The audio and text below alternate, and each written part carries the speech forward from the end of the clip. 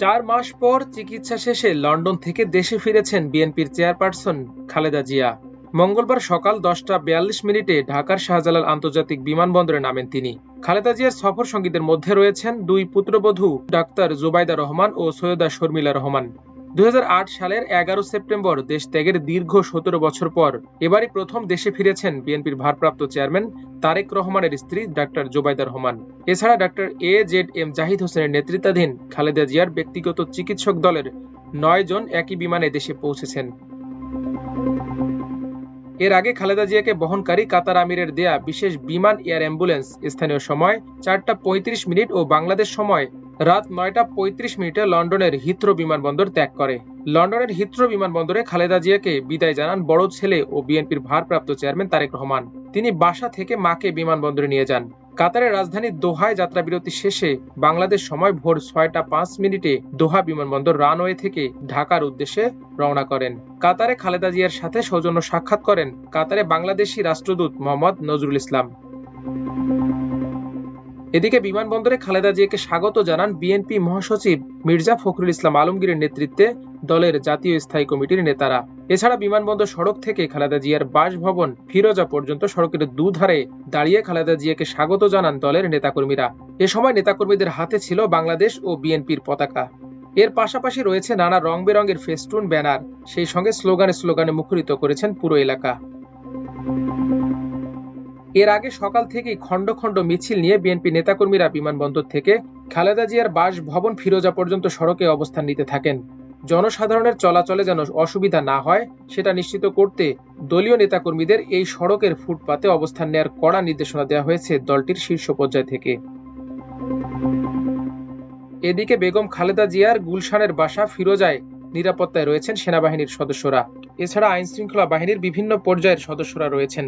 ফিরোজার সামনের সড়কটির গাড়ি চলাচল আটকে দেওয়া হয়েছে, শুধু পায়ে হেঁটে চলাচল করতে একটু শিথিল রাখা হয়।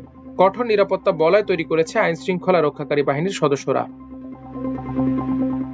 এদিকে বিএনপি চেয়ারপারসন খালেদা জিয়ার ফিরে আসা গণতন্ত্র উত্তরণকে সহজ করবে বলে আশাবাদ ব্যক্ত করেছেন বিএনপি মহাসচিব মির্জা ফখরুল ইসলাম আলমগীর। মঙ্গলবার সকালে রাজধানীর হযরত শাহজালাল আন্তর্জাতিক বিমানবন্দরে এই আশাবাদ ব্যক্ত করেন তিনি।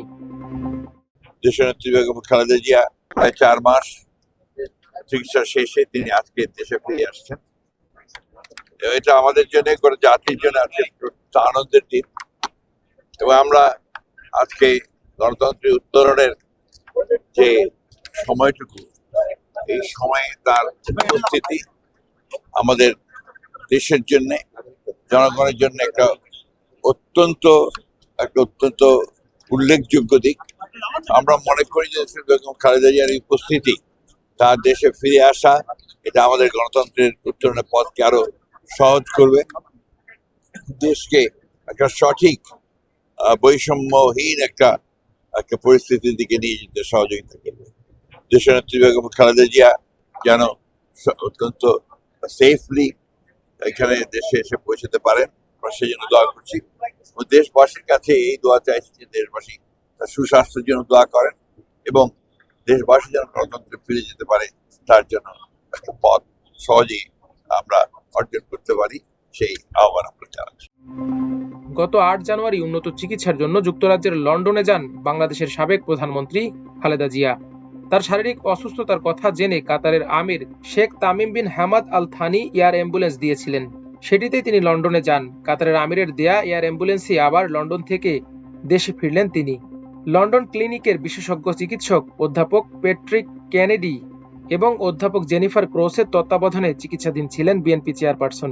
টানা 17 দিন ক্লিনিকে চিকিৎসাধীন থাকার পর তিনি 25 জানুয়ারি থেকে ছেলে তারেক রহমানের বাসায় ছিলেন। মাল্টিমিডিয়া ডেস্ক, আমার দেশ।